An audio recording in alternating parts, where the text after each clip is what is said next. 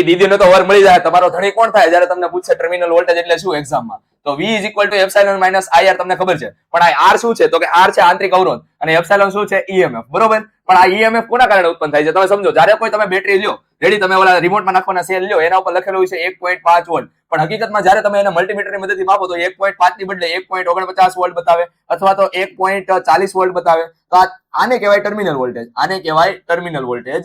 અને આ જે વસ્તુ છે આને કહેવાય EMF. આને કહેવાય EMF. એટલે હંમેશા યાદ રાખવાનું ત્રણ condition: V = ε - IR, V = ε + IR અને V = ε. જ્યારે બેટરી ડિસ્ચાર્જ થતી હોય, ડિસ્ચાર્જ, બરોબર, જ્યારે બેટરી ચાર્જ થતી હોય અને જ્યારે બેટરીમાં કોઈ પ્રવાહ જોડેલા નથી, છેડા જોડેલા નથી, તો I = 0.